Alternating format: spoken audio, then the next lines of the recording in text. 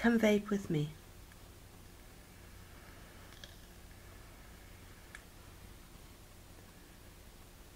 I want to tell you that I've been really, really sick. And my makeup hides a big red nose like Rudolph because I've been blowing it and I've been in bed and I completely missed Easter. But I'm now well. Well, I'm feeling better. I've risen from the dead. So before I show you anything, just let me remind you that Fulgorine has made the most beautiful jewelry for me. All through my videos you'll see my earrings and my necklaces are all made mostly by Fulgorine. Fulgorine, you can find her on the internet. She's got lovely WordPress site. She's on Patreon. She has wonderful stuff, and on those sites she shows you and tells you exactly how she makes it. So this is my necklace for today, and I'm wearing the earrings to match, and I've got other earrings that match this necklace, these little white blocks. So she made me some little white blocks, that cream blocks that match the necklace. But right now, before I do a review on the new device that I got from Jack Vapor, I want to tell you more about the tank, which is the S22 that I call my Man in the Iron Mask tank. And I'll tell you that I have had dry hits from this tank, nothing to do with the tank, no problem with the atomizer or anything like that, no criticism of the tank, because the experience whilst vaping this is lovely.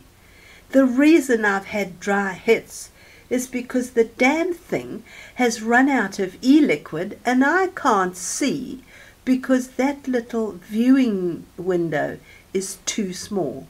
So again, Jack Vapor, this is a serious thing.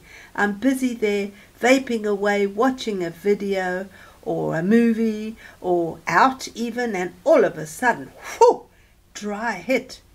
I look inside and there's not any e-liquid left in it. That never happens to me because I'm a good checker of my e-liquid and I protect my atomizers with my life. So I would never ever have that experience on a device where I can see the e-liquid level in it. So for me that's a real drawback. So that's about the S22.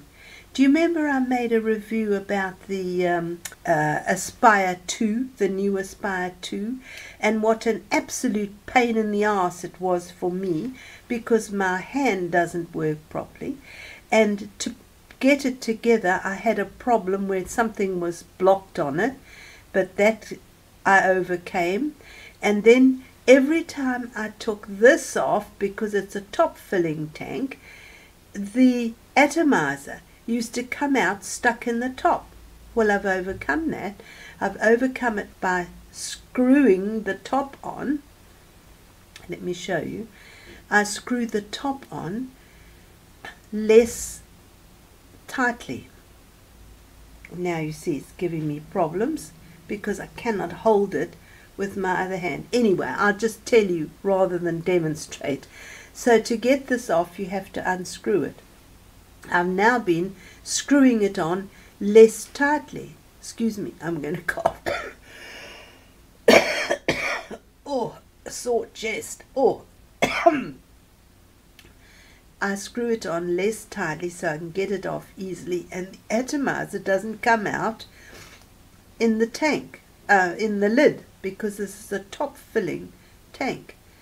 So now what's happened, twice I have not screwed this down enough and it's leaked all over the place.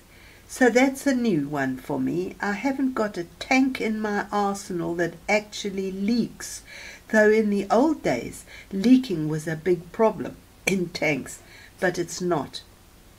So one more thing I want to point out. This is Jack Vapor's Tilt.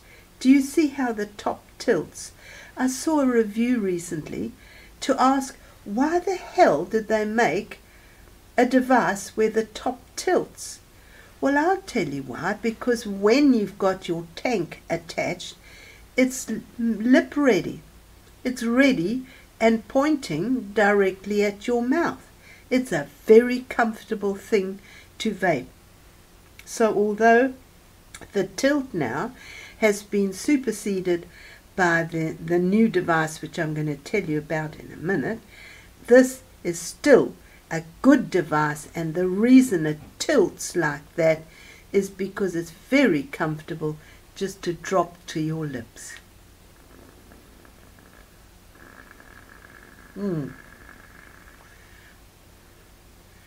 This is the Aspire 2, and it's gurgling because I've just filled it. So thanks for vaping with me. This is just a short few things I wanted to tell you about.